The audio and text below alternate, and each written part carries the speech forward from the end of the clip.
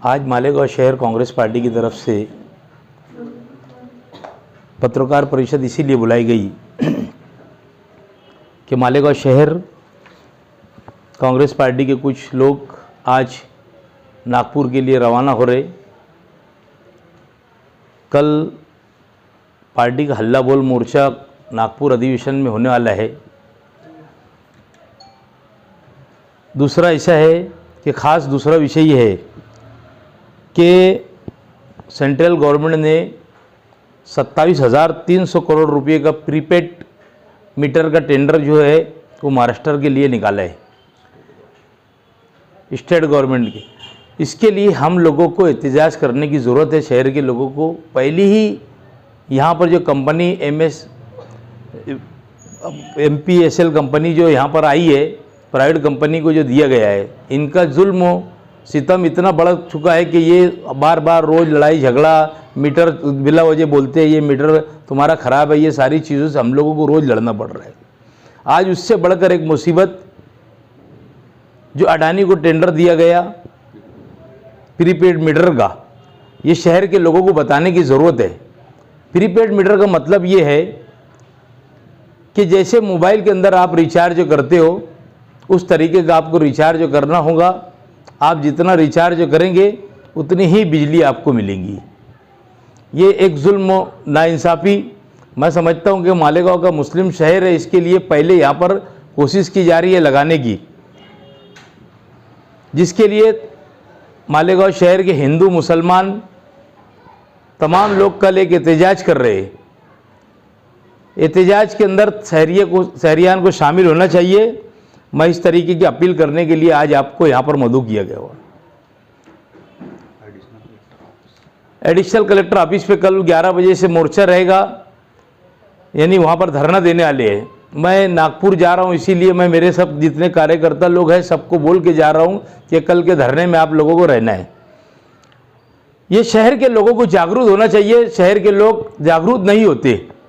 घर पट्टी के मामले में भी वैसे ही हुआ कि 1 नंबर प्रभाग के अंदर आप लोगों को पीछे भी कहा था मैंने कि 1 नंबर प्रभाग के अंदर आज तक घर पट्टी वाटप नहीं की गई, नल पट्टी वाटप नहीं की गई। यानी जो बढ़कर आने वाली थी, जिनको 5 साल और 7 साल का लगाने का हमको वादा किया था कमिश्नर के मैं नहीं लगाऊंगा, उसमें मालेगांव शहर के अंदर उन्होंने घर पट्टी उन्होंने जो बढ़ा के भेजा है 5 साल की 7 साल की, जिनका घर बनाने 1 साल हुआ 2 साल हुआ, उनको भी 55 7 साल की घर पट्टी दे दी गई है।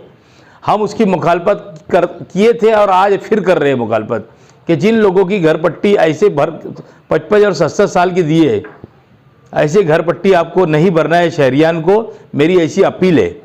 और जिन लोगों की बढ़ के आई है, ऐसे लोग मेरे पास राब्ते में हमारी पार्टी ऑफिस के ऊपर लाकर लोगों ने जमा करना चाहिए। अगर इन्होंने हमारी पार्टी ऑफिस के ऊपर लाकर सब पूरी जिसकी घर पट्टी बढ़ के आई, हम आप कोर्ट का दरवाज़ा खटखटाने की तैयारी में।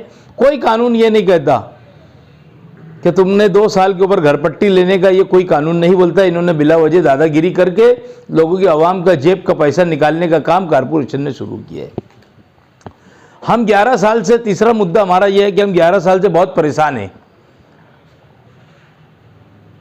कचरे का जो टेंडर है वो ऐसे लोगों के हाथ में है कि वो पूरी कारपोरेशन को लेना देना करते हैं, खरीद लिए ऐसे समझ के चलो। पद अधिकारी से लेकर अधिकारी के लिए कोई बोलने को तैयार नहीं है। आज फिर उनको मुद्दत बढ़ा दी गई। मैंने अभी 3 दिन पहले ऐसा पेपर के अंदर पढ़ा हूँ, मैंने उसकी हकीकत मुझे नहीं मालूम। बहरहाल मैं नागपुर से आने के बाद इसकी बात स्पर्श करने वाला हूँ कि वो बोले उसकी फाइल गम गई।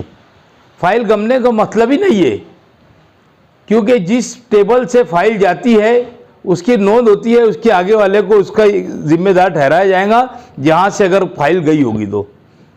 हम ज़्यादा से ज़्यादा 1 तारीख तक के इंतज़ार करेंगे, नहीं तो वापस घर पट्टी के मामले में हम कोर्ट जाने वाले हैं। और घान कचरे का नया टेंडर अगर ये नहीं निकालती, हमने एक लेटर पीछे मैंने खुद दिया था कि 4 प्रभाग का अलग अलग टेंडर निकाला जाए और उसमें आटी शर्ती में डाला जाए कि एक टेंडर, एक ठेकेदार वो एक ही वार्डों का टेंडर लेगा। तो इसके अलग 4 वार्डों को टेंडर मिलना चाहिए, क्योंकि जो आज कंपनी काम कर रही है, ये चेतन बोरा नासिक का जो है, ये चेतन बोरा नहीं है, ये चिटर बोरा है मालेगांव के अंदर। इसके सब लोग है, कुछ आज के कारपोरेटर है, कुछ मांझी के कारपोरेटर है, ये सब इसके साथ पार्टनर है। ये मेरी इस तरीके की बात है। अगर ये नहीं, इसको 1 तारीख के पहले टेंडर निकाला गया तो हम कारपोरेशन के पर कांग्रेस पार्टी धरना देंगी। ये सारी बात को लेकर हमने आपको यहाँ पर बुलाया है। ये वाटर ग्रेस की बात कर रहे थे। वाटर गिरेस के ही बोल रहा हूँ, 11 साल से हम परेशान हैं। फिर उसको मुद्दत वाड़क दे दी गई वाटर गिरेस को।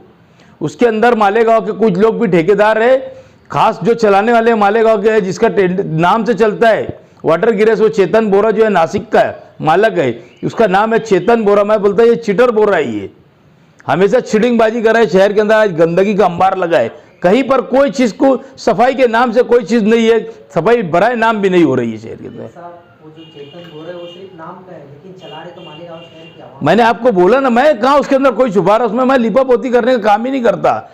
जब वक्त आएगा सबको मालूम है शहर के लोगों को कि कौन से आजी माजी कारपोरेटर चला रहे हैं, कौन संभाल रहे हैं। हमको किसी से कोई लेना नहीं, हमको शहर अजीज है। शहर के अंदर इन्होंने जो घान कचरे का पूरा अंबार लगा है, ये साफ सफाई करना चाहिए। और 1 तारीख के पहले मालेगांव शहर का जो टेंडर है इशू होना चाहिए, हमारी ये मांग है। अगर इन्होंने नहीं करा, कांग्रेस पार्टी वापस धरना आंदोलन शुरू करेगी।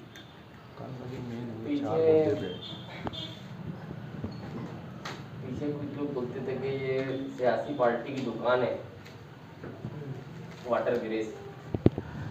सही बात है ना। मैं पहले आपको बोला कि भाई आजी माजी कारपोरेटर लोग भी इसके अंदर है।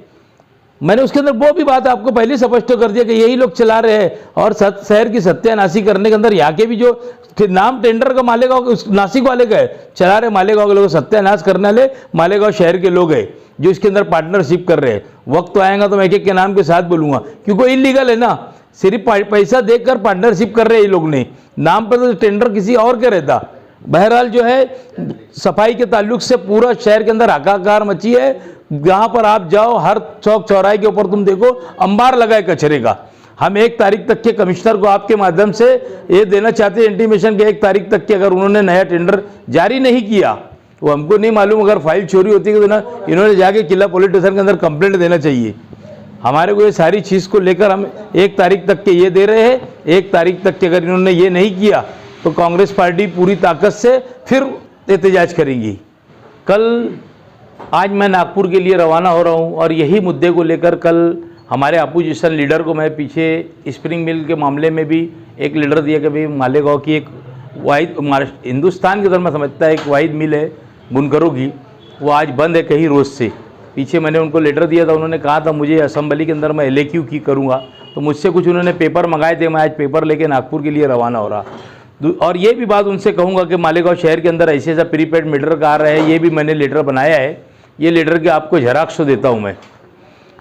दूसरा उसमें यह है कि मालेगांव शहर के अंदर हम MPSL कंपनी से लड़ते आ रहे हैं, मालेगांव शहर कांग्रेस लड़ते आ रही है। एजाज बेग खुद रोज़ बरोज़ उनसे हर ताकत से पूरी तरीके से लड़ रहे हैं।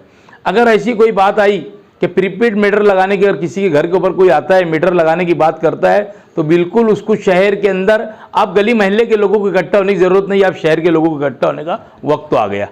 इसके लिए मैं एलियंस शहर से गुजारिश करता कि ये जो अजाब पर अजाब नाजिल होने वाला है, यानी अजाब पर अजाब हो गया। एक तो अजाब अपने ऊपर था ही पहले MPSL कंपनी का, दूसरा प्रीपेड मीटर कंपनी का जो अडानी को ठेका मिला है 27,300 करोड़ रुपये का, ये पैसे लगाने के बाद मालेगांव को ये पहले टारगेट कर रहे हैं। मुझे मेरी मालूमात में ऐसा है कि ये लोगों ने ला के कहीं पर चेक भी किया मीटर।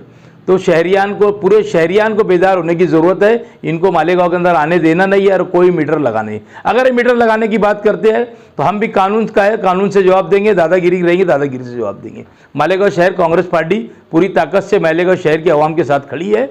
ये मैं आप लोगों को कहता है, कहीं अगर ऐसी बात आई तो हमसे फ़ोन पर जिस तरीके से आज रब्ता कायम कर रहे शहर के लोग, उसी तरीके से हमारे से रब्ता कायम करना चाहिए। हम पूरी ताकत से आपके साथ में, शहरियान के साथ में प्रीपेड मीटर लगाने के खिलाफ में। इसके लिए आप कहीं भी हमें फ़ोन करिए, हम आपके साथ रहेंगे। घरेलू मीटर तो जाने तो इंडस्ट्री भी तबाह हो जाएगी, क्योंकि MPSL कंपनी ने इतनी तकलीफ दे रही है कि बिला वजह सरमायादार लोग को टारगेट किया जाता है। और ख़ास तौर पे मैं एक बार फिर पहले भी बोला था, आज फिर बोल रहा हूँ कि ये जो टारगेट करने वाले लोग हैं, ये सियासी लीडर के लोग ही है जो वहाँ पर कंपनी में काम करते। और मैं समझता हूँ कि किसी और के इशारे के ऊपर ये जाते और टारगेट करते हैं। खास तौर पे सरमायादार लोगों को जो टारगेट किया जाता है वो कोई ना कोई राजकीय के लोग हैं, राजकारण के बड़े लोग हैं और उनके ही लोग काम करते हैं। इसीलिए यहाँ पर ये सारी चीज़ें हो रही है।